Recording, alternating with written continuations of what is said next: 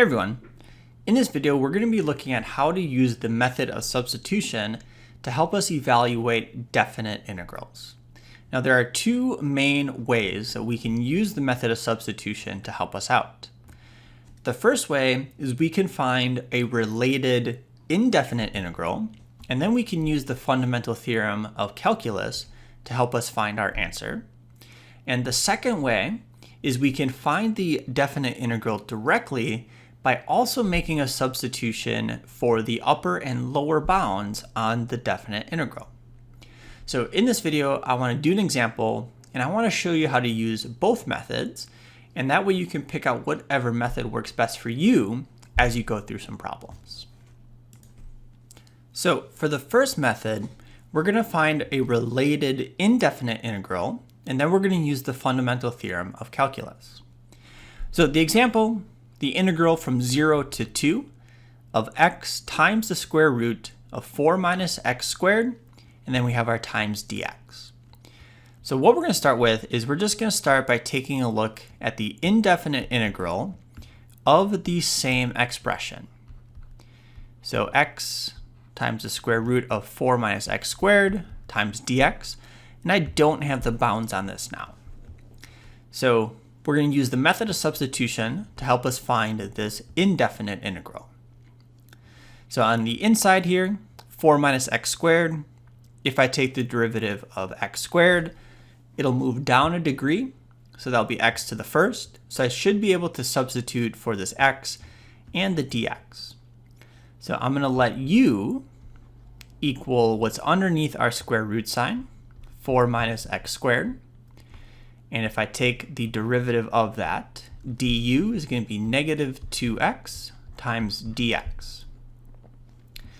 We want to replace x and dx, so let's take this negative 2, we'll divide both sides by that. So that's going to be negative 1/2 times du, and that's going to be equal to x times dx. So we can replace the 4 minus x squared with just u, and we can replace x and dx with negative 1/2 times du. So let's do our substitution. This negative 1/2 du is going to get substituted in. I want to bring the negative 1/2 out front right away.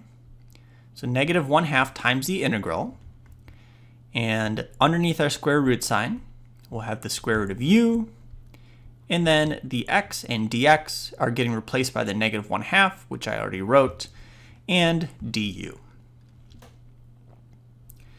So now thinking about the square root of u as u to the 1/2 power, we can find our antiderivative. So we have our negative 1/2, increasing that exponent by 1, that's u to the 3/2, and we're going to include the 2/3 out front so that that would simplify properly. And since it's an indefinite integral, we are going to include our constant here. Now to finish up, let's redo our substitution. So simplifying these fractions, that's a negative 1/3.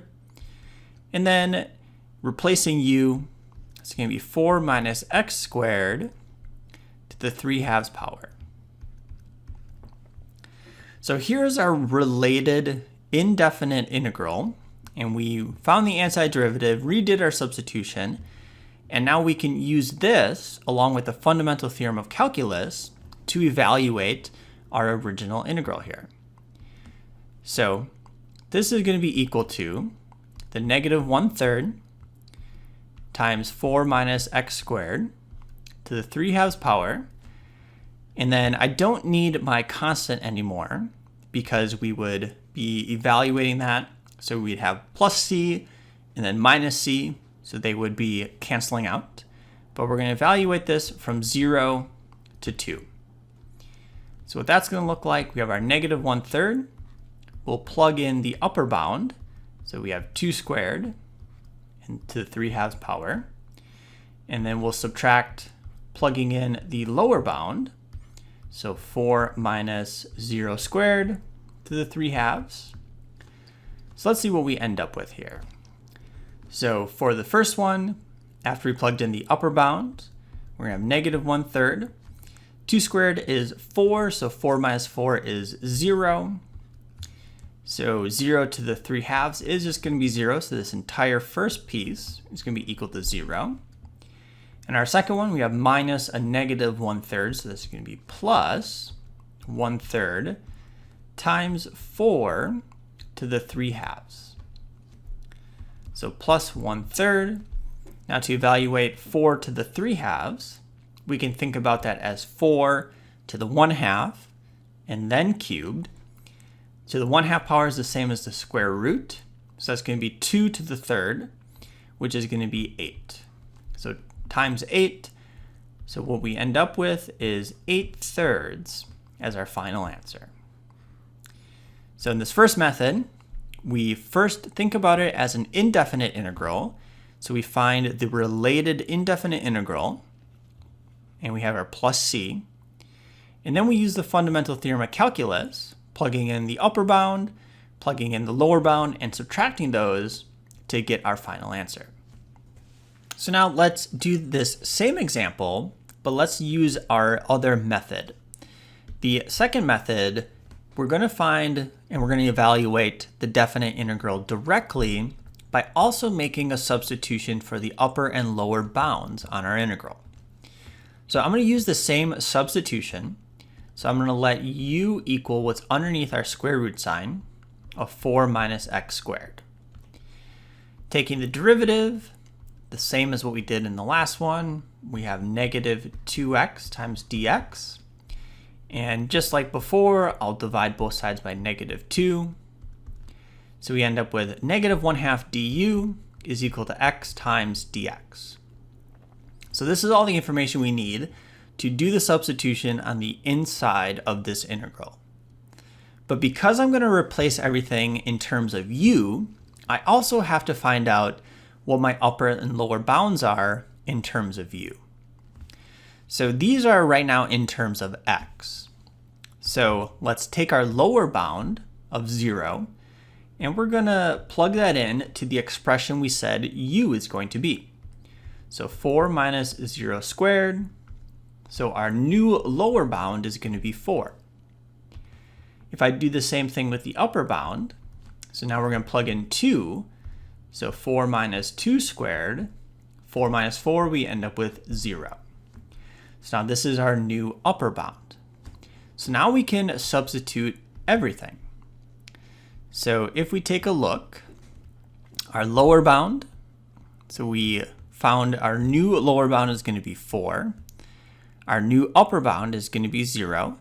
So now these bounds are in terms of u, which everything on the inside of the integral is also going to be in terms of u.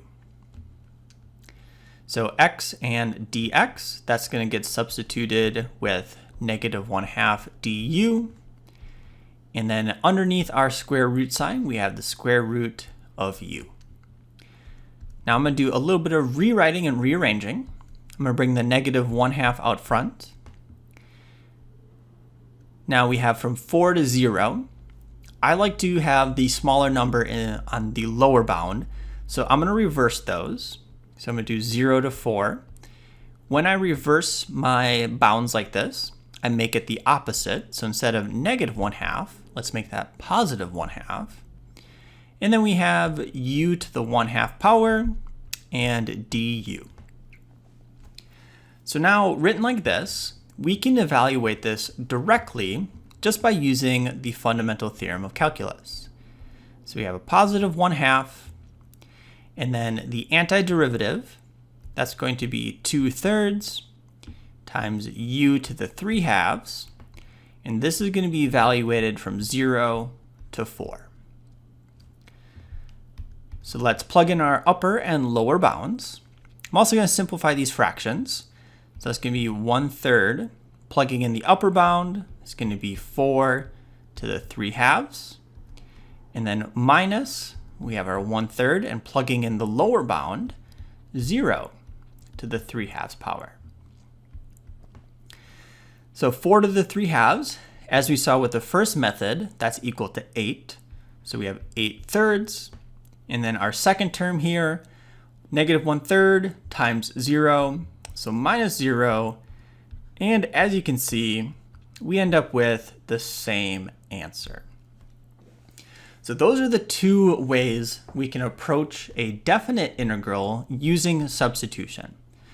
The first way, we can find the related indefinite integral, do all of our substitution, resubstitute back in for u, and then use the fundamental theorem of calculus to evaluate.